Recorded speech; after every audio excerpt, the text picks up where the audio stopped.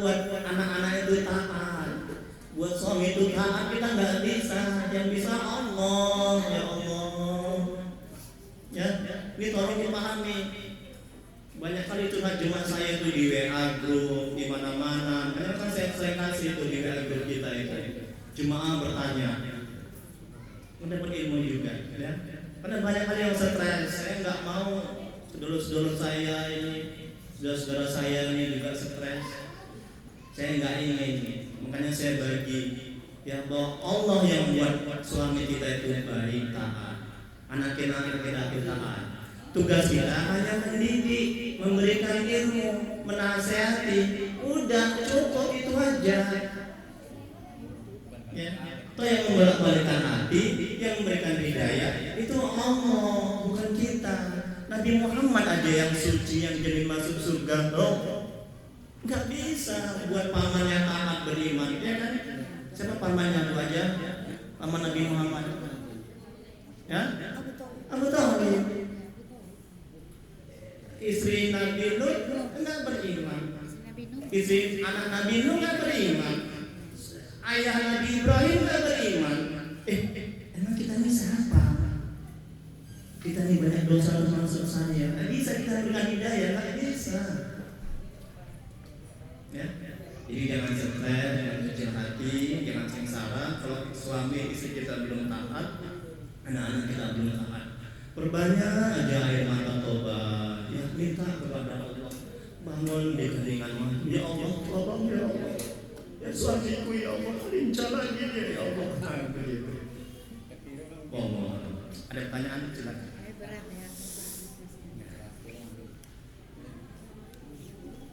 Dah selesai? Jam berapa? Habis kita nih jam 2 sekarang. Wow, Rino senyum ya, Abang Rino, Mas Rino. Ada tanya Mas Rino? Tanya. Ya, tolong mic-nya. Mas Rino mau bertanya. Ya, kajian tinggi bebas, tidak hanya ini ya, biar jangan terbatas gitu. Assalamualaikum. Saya mau bertanya. Ya.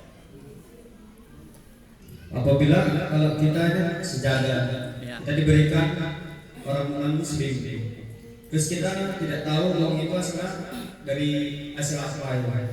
Tapi bolehkah kita menggunakan sejadah dari sholat?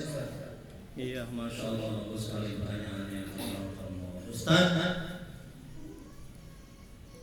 bila kita diberikan sejadah sama non-muslim, kita nggak tahu sejadah itu hasilnya dari mana? Dari mencuri kah? Dari uang haram kah? Atau dari yang lain yang tidak benar? Nah, maka bukan urusan kita untuk mencari-cari tahu sejadah itu dari mana. Acong, dari mana ini sejadah ini cong? Curi ya? Boleh. Sakit jual beli macam. Oh, boleh cong ini? Tidak boleh. Sakit hati dia berdosa ya. Boleh. Mau dari non muslim, mau dari siapa saja. Ya, sepanjang sejadah itu ini tadi tidak ada najisnya, bersih. Ya. Nah, jadi silakan pakai untuk sholat. Terima kasih ya Pak ya sudah memberikan sejadah. Dan kalau dia orang muslim, doanya begini, semoga Allah memberikan hidayah kepada Bapak.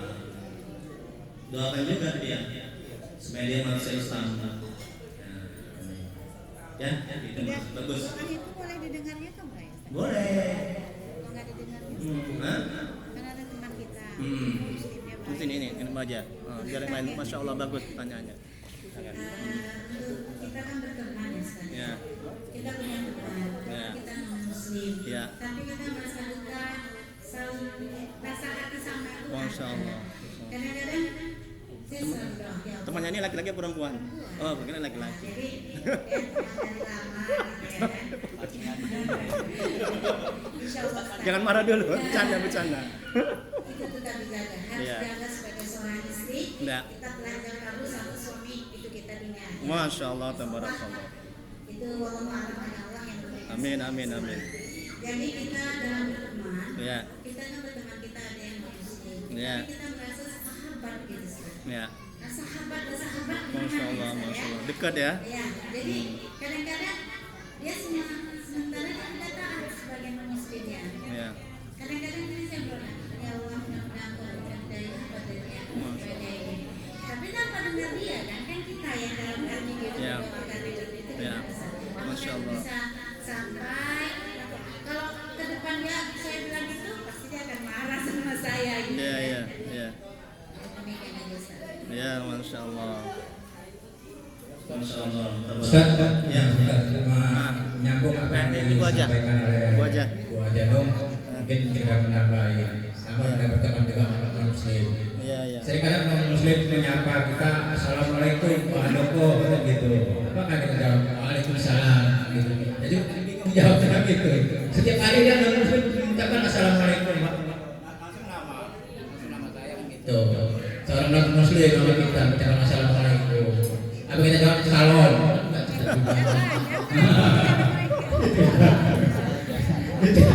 Itu yang pertama saya.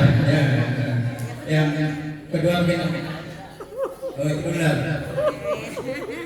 Ini kehidupan sehari-hari nih Iya, Ustaz. betul. Penting ini yang kita ketahui. Salam katanya. Ya. Jadi pertanyaan pertama dari Ibu aja. Ustaz, saya punya teman. Ada lagi abang-abang dah haji. Belum ada. Tadi abang dah haji. Enggak ada. Oh, ada. Pertanyaan pertama, Ustaz, saya punya teman orang muslim ya. Kami udah dekat kali, udah sahabat kali dekat. Nah kemudian saya mendoakan dia tanpa sepengetahuan dia, gitu ya. Nah pertanyaannya, sampai apa nggak dia? Sampai nggak itu doanya karena dia ini? Nah ini pernah sudah saya sharing di grup kita. Doa orang yang tidak diketahui orangnya itu sangat makbul. Makanya agama mengajarkan kita memperbanyak doa-doa kepada orang-orang yang tidak kita ketahui, sangat makbul itu. Nah, jadi tidak hanya untuk yang muslim, untuk non-muslim juga begitu. Nah, kita doakan dia semoga dapat hidayah. Insya Allah atas izin Allah, atas kehendak Allah, doa kita makbul. Makanya sering itu terus saya amalkan. Kalau lihat tukang bakso lewat, teng, bakso, selalu saya doakan ya Allah, beri dia hidayah. Nah ingat, dalam hadis juga diterangkan, kalau kita mendoakan orang, perintahkan Nabi Rasulullah SAW bersabda yang artinya, kalau kita mendoakan orang, malaikat mendoakan sama kita juga seperti apa yang kita doakan. Misalnya begini, bakso, teng, ya Allah. Kita doakan, beri dia hidayah ya Allah, murahkan rezekinya ya Allah. Nah, malaikat tidak mendoakan kepada kita, ya Allah, dapatkan dia juga hidayah dan rezeki seperti yang dia doakan kepada orang lain. Begitu. Masya Allah, tabarakallah. Tengok ibu, Pak, malaikat yang tiap hari bertasbih kerjaannya, yang suci, yang ada dosa. Kira-kira kalau dia berdoa kepada Allah makbul nggak? Halo, makbul nggak? Ya pasti. Makanya rugi kalau kita nggak banyak-banyak mendoakan orang. Ya. Nah, jadi pertanyaannya tadi itu kita mendoakan non muslim supaya dia dapat hidayah. Kita juga mendapat kebaikan yang mendapat doa dari malaikat dan insya Allah makbul diijabah oleh Allah. Karena tanpa pengetahuan orang tersebut itu lebih ikhlas, betul kan? Nah, tapi kalau misalnya saya Bu Ajanung, tolong doakan saya mau menikah lagi. Oh bukan, saya begini, tolong doakan saya. Nggak bercanda. Bu Ajanung, tolong doakan saya mau naik pangkat. Kalau misalnya ketahuan orangnya begini, ada orangnya, kan jadi bias. Jadi nggak ikhlas, betul kan? Nah, jadi kita pun jadi ada sesuatu di balik itu, ada unsur pamer atau ingin ditunjuk-tunjuki atau ingin apa. Tapi kalau misalnya orangnya nggak tahu, kan betul-betul kita murni kita mendoakan karena Allah dan mengharap ridha Allah.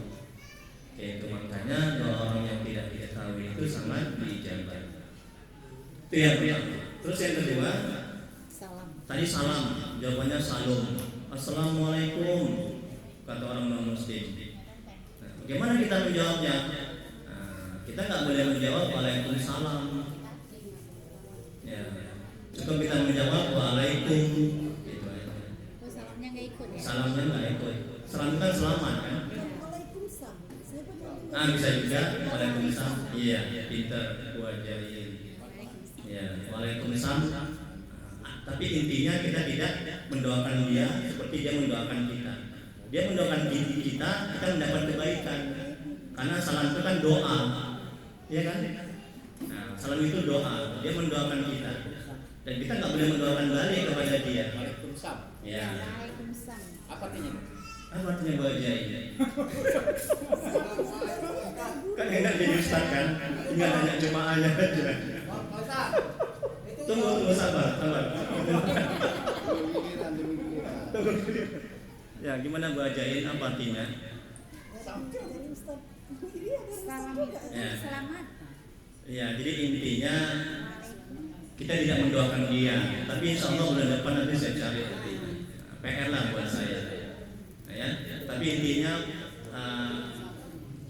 Pak D, kita tidak mendoakan waalaikumsalam, karena itu aturan agama, itu ajaran agama, kecuali dia Islam. Dia mendoakan kita juga mendoakan dia waalaikumsalam. Tapi kalau dia non muslim tidak boleh kita bilang waalaikumsalam, tidak boleh. Itu ada hadisnya itu kan, ketika Nabi diucapkan salam sama non muslim, ya, kemudian Nabi nggak menjawab waalaikumsalam. Waalaikumsalam.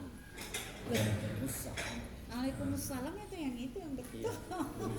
Doa Jadi itu. assalamualaikum memang waalaikumsalam. Cuma kita waalaikumsalam, sebutannya waalaikumsalam. Ya, kemudian yang kedua, Pak D. Udah, itu abang dah, silakan. Abang dah, ya, abang dah. Ini Pak Ustaz. Ah, itu teknik. Udah gini aja. Itu tadi kan jawabnya kalau yang muslim Ya. Waalaikumsalam. Artinya celaka kamu gitu Pak Ustaz. Kalau setahu kita pernah mendengar. Oh iya. Jawabnya Celaka kamu ya. celaka kamu katanya jawabannya. Oh gitu ya. Ya, terima kasih jawabannya. Terima kasih.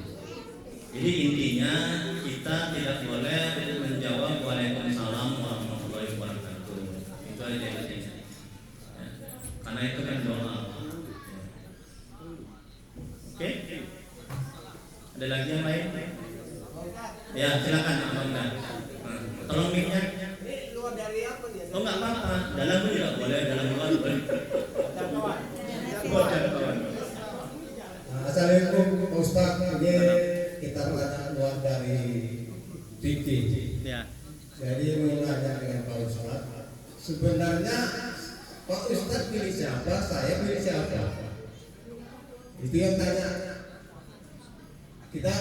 Kita belum pernah mendengar tahu sebenarnya pilih siapa. Kita belum pernah bisa jawabnya. Ya seperti Pak Ustaz, sebenarnya pilih siapa? Nah, itu aja yang tanya Pak Ustaz, coba diberikan yang jawab saya. Saya belum bisa jawab itu. Ya. Ya gitu aja Pak Ustaz. Assalamualaikum. Waalaikumsalam warahmatullahi wabarakatuh. Pertanyaannya, Pak Ustadz milik siapa? Saya ini milik Allah, ciptaan Allah, yang punya Allah. Ya. Rezeki dari siapa? Ya. Jadi kalau kita mau nenek, tapi kenapa menentukan tanggung jawab Allah kan gitu? Iya. Iya, jadi semua yang ada di langit dan di bumi itu semuanya milik Allah, termasuk kita manusia. Adapun misalnya anak, istri, pangkat, jabatan itu amanah, titipan dari Allah. Dan pada hakikatnya itu punya Allah. Dan mesti kita bertanggung jawabkan kepada Allah atas titipan yang Dia berikan. Memberi makan nenek. Iya, memberi makan saya nenek. Itu syariatnya, tapi hakikatnya sebenarnya Allah semua yang memberikan makan. Allah yang menghidupkan kita, Allah yang mematikan kita pada hakikatnya sebenarnya. Kita jawab seperti itu. Mana? Gak mau ngasih tahu ya, salah kata dia. Oh, ya kalau udah begitu, ya gimana kita nggak bisa jawab lagi. Yang sudah begitu kajian tauhidnya, itu kajian tauhid gitu. Nah, itu ya. Ya begitulah yang saya pelajari sama guru saya. Ustaz, itu kita milik Allah. Ya. Langit dan bumi isinya. Inna sholati di situ ya, inna sholati Ya, Ustaz, ya. yang Ya. Langit dan bumi ya. Inna sholati wa nusuki wa mahyaya wa mamati lillahi rabbil alamin. Ya. Jadi kalau kita sadar semua ini bukan milik kita nggak akan sombong, kita nggak akan takabur, kita akan rendah hati, dan kita nggak akan stres ketika apa yang kita punya ini hilang. Iya, gitu. Dan ada lagi? Ya Pak Ustaz. Ya, masya Allah, tabarakallah. Apa kabar Abang Dah, sehat? Ya, Abang Dah Budi nggak nampak dari masuk tadi. Udah makan? Alhamdulillah. Ya, makin ganteng aja, masya Allah. tabarakallah. Belum makan. Belum makan. Nggak boleh Abang Dah Budi makan dulu. Oh nanti, masya Allah. Sehat ya? Alhamdulillah. Assalamualaikum Pak Ustaz. Assalamualaikum. Gini Pak Ustaz, saya mau nanya, kalau kita sholat lari dari kiblat gimana Pak Ustaz?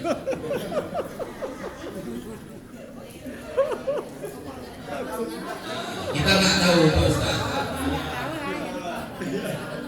Bagus sekali pertanyaannya. Misalkan makan di kapal gitu Pak Ustaz. Nah, saya sering dulu makan gitu Pak Ustaz. Jadi nengok dulu kompas di atas, pada jalan bawah kapal udah belok. Nah, itu gimana Pak Ustaz? Bagus sekali pertanyaan Abang Dah. Ustaz, bagaimana kalau kita sholat lari dari kiblat? Nah, jadi nggak mungkin kita hanya musim-musim gitu ya. Bisa lagi dari kemana? Baik, kalau kita naik kapal ya. Iya. Kami pernah itu waktu pulang dari pesantren dari Madura, liburan. Kami naik kapal pelni. Di kapal kan besar kali, ada masjidnya di kapal itu, di pelni itu kan. Nah, kami sholat di situ. Ya sama juga kasusnya. Nah, jadi ya udah entah kemana-mana kiblatnya. Nah, itu dimaklumi.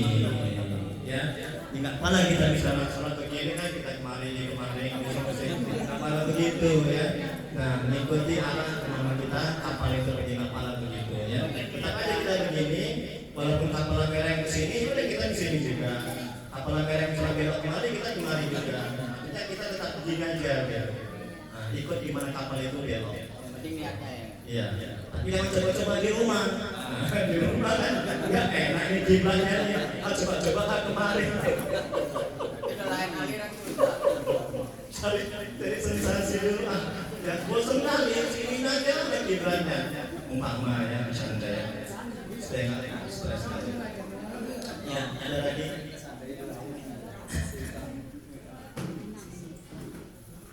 Baik, selanjutnya bersuci ada dua bagian.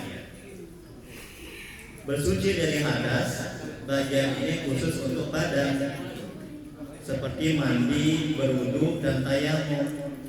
Yang kedua, bersuci dari najis, bagian ini berlaku pada badan, pakaian, dan tempat. Ada pertanyaan? Ya, masya Allah, tabarakallah. Bang Abang dah hajinan. Pak Ustaz, Mimik trompet yang dia dengar.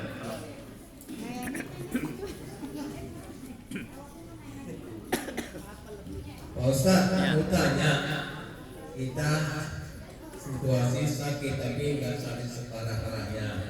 Kita sesudah kita bersetubuh sama istri, Masya Allah, tabarakallah. sesudah kita mandi bersih, Ya. itu nggak bisa terjangkau kita kena sabun Pak Ustaz. Kira-kira bagaimana itu bersih atau enggak? Masya Allah, Masya Allah, tabarakallah. Bagus sekali pertanyaannya. Abang dah hajinan. Ya. Ustaz, ketika kita kalau bahasa fikih namanya jima.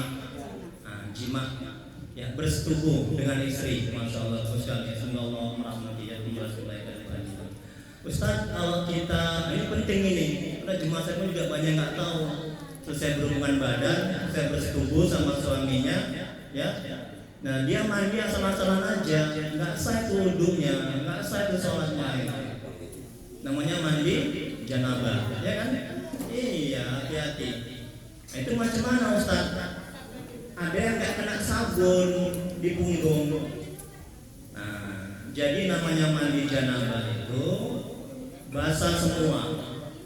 Kalaupun nggak kena sabun ya nggak apa-apa. Yang penting pastikan semuanya itu basah. Makanya yang ada lubang-lubang itu digosok. Kemudian jari-jarinya. Nah kemudian maaf, kemaluan yang kena mani itu dibersihkan pakai sabun. Pastikan bersih. Nah kalau punggung kan nggak mungkin nyiprat maninya sampai punggung kalau berhubungan.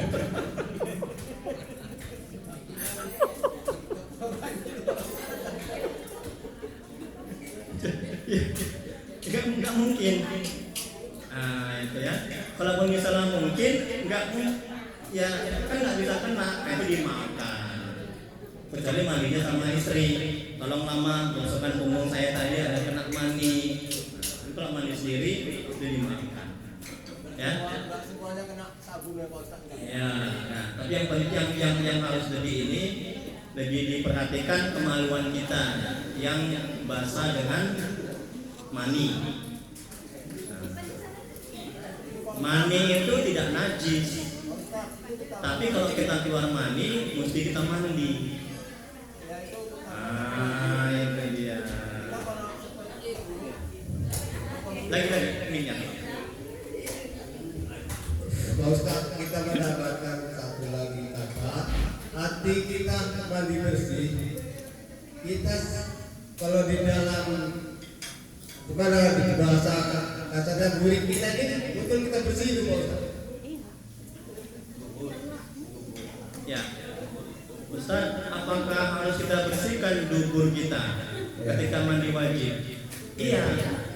Nah, termasuk ketika kita buang air besar, itu biar bersih, itu kita masukkan jari kita sedikit aja ke dubur kita. Ini kajian fikih juga, ini dari guru kami. Ketika kita cebok, ya, cebok. Nah, kita masukkan jari telunjuk kita ke dubur kita sedikit.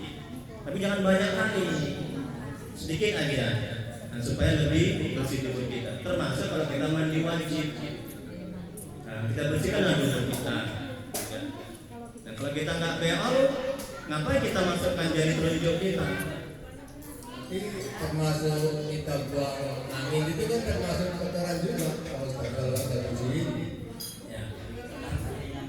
Ya kalau buang angin tidak pala kita masukkan jari kita ke dubur kita, kecuali kita buang yang besar. Ini lagi Ustaz. Ya. Ini luar juga Ustaz. Pas kondisinya berbeda ya kan? Ya. Kecuali kita nampak ada cairan. Langsung tahu sendiri. Ada lagi Abang Dabuni. Assalamualaikum warahmatullahi wabarakatuh. Salam. Ini menambahkan pertanyaan dari kami dan ini, Ya. Pak Ustaz. Ya. Bagaimana tata cara mandi yang terbaik? Mandi wajib ini Pak Ustaz. Karena ini menyangkut masalah yang bisa dibilang ke ibadah, kemudian hampir setiap saat sering kita lakukan, gitu kan? Ya. Setelah kita membaca doa mandi tadi, bagaimana tata cara yang terbaik menurut fikih yang ada? Itu jawaban dari Ustaz. Terima kasih. Iya, terima kasih Abang Dabuni. Ya, pertanyaannya bagaimana tata cara mandi wajib yang baik? Nah, nanti kita akan masuk ke situ ke bab mandi wajib. Tapi nggak apa-apa untuk sementara saya jawab. Nah, caranya yang pertama kita bersihkan dulu kemaluan kita pakai sabun. Ya. Nah, kalau misalnya malam kita melakukan hubungan badan, nggak pala kita mandi, karena dingin kali. Ada dalilnya. Pernah Nabi suatu kali dia berhubungan, ya berjima, Dia nggak langsung mandi, dia cukup berwudu. Dia cukup berwudu. Setelah dia berwudu, dia langsung tidur. Nah itu kalau misalnya malam-malam. Nah, tapi kalau misalnya tidak malam-malam, nah yang pertama dibersihkan kemaluannya, kemaluan kita pakai sabun. Nah, kemudian kita berwudu, berwudu dulu.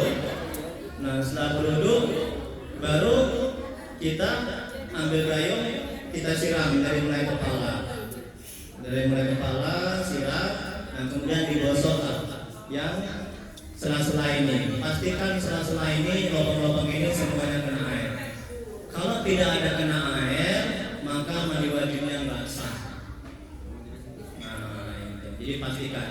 Untuk lebih lengkapnya, nanti kita akan masuk kajian bab bagaimana cara mandi wajib. Nah, tapi sekilas dia seperti itu. Nah, selesai setelah itu baru dia keluar.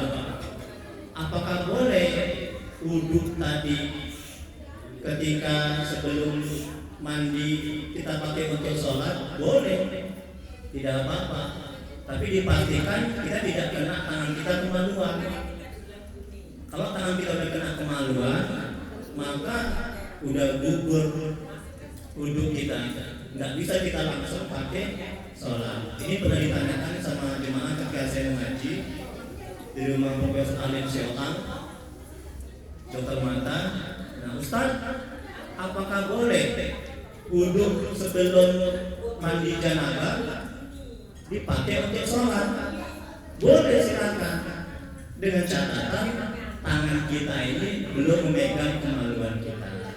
Tapi kalau tangan kita sudah memegang kemaluan kita, maka sudah tidak bisa lagi wudhu kita dipakai untuk sholat. Tapi sebaiknya, kalaupun kita sudah wudhu sebelum mandi wajib, alangkah baiknya kita wudhu lagi. Nah, untuk memperbarui wudhu namanya niatnya. Kita dapat pahala lagi kan jadinya kan? Itu makin bagus, lebih afdal. Kemudian kita sholat. Selesai mandi wajib. Begitu juga ketika kita sholat mandi sunat sebelum sholat Jumat. Wallahu a'lam. Allah yang Maha mengetahui jawabannya. Wallahu a'lam bishawab. Kalau mengalirkan Nah, air, Bu ajan dong. ya, Ustaz, hanya sedikit aja. Ya, silakan. Itu kan mengalirkan air ke seluruh tubuh. Ya, dari sini ya. Ya. Pastikan kuping-kupingnya ini digosok. Nah, ini digosok, pastikan ini. Jangan ada yang nggak kena. Ini juga, bisa sela kemaluan juga digosok. Pastikan ada yang jangan ada yang nggak kena air. Kalau ada yang nggak kena, duburnya juga. Kalau ada yang nggak kena, maka mandi wajibnya nggak sah, sholatnya nggak sah. Itu pastikan itu.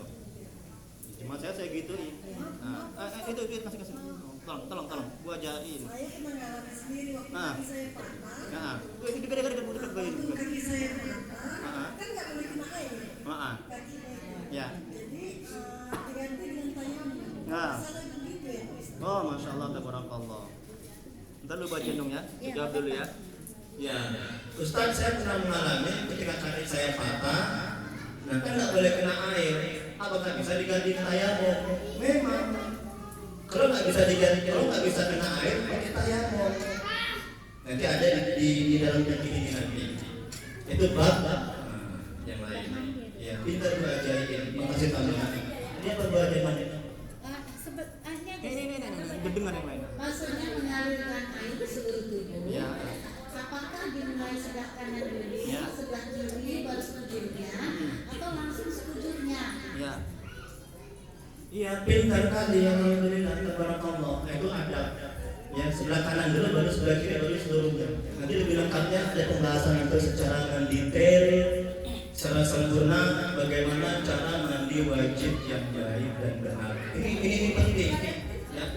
Jadi jangan kita berhubungan badan atau berjimat sama istri kita, suami kita. Ya, langsung ya wudhunya, mandinya nggak beres, wudhunya nggak beres, mana kayak gitu soal kita boleh terima, ya? Nah, ini kan dasar ini. Ya, Ya.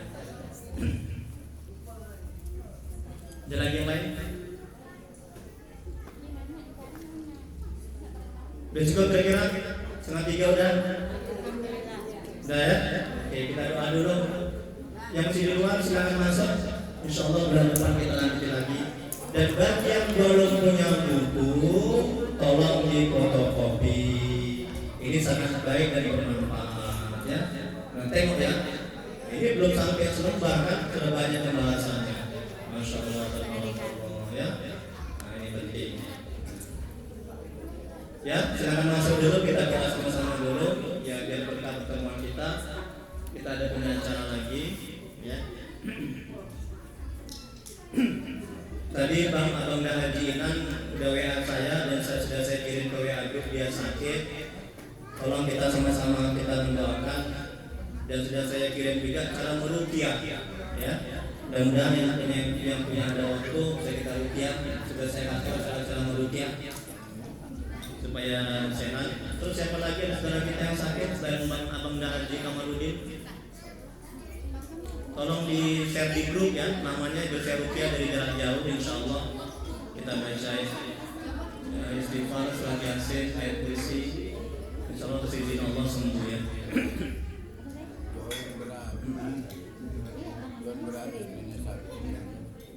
Cuma satu orang aja, atau enggak di kamar di yang sakit.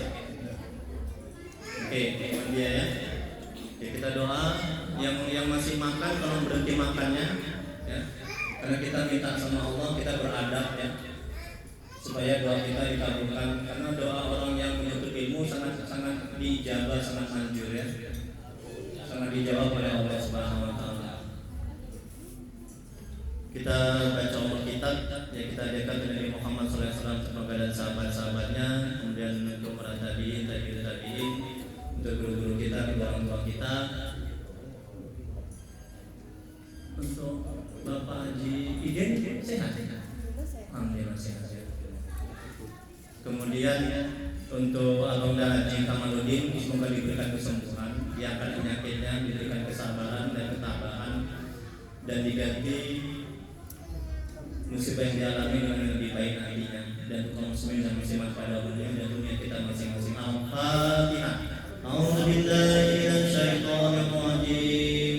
Bismillahirrahmanirrahim. Alhamdulillahi rabbil alamin. Ar-Rahmanir Rahim. Maliki yaumiddin. Iyyaka na'budu wa iyyaka nasta'in. Ihdinas siratal mustaqim. Siratal ladzina an'amta 'alaihim ghairil maghdubi 'alaihim waladdallin. Amin.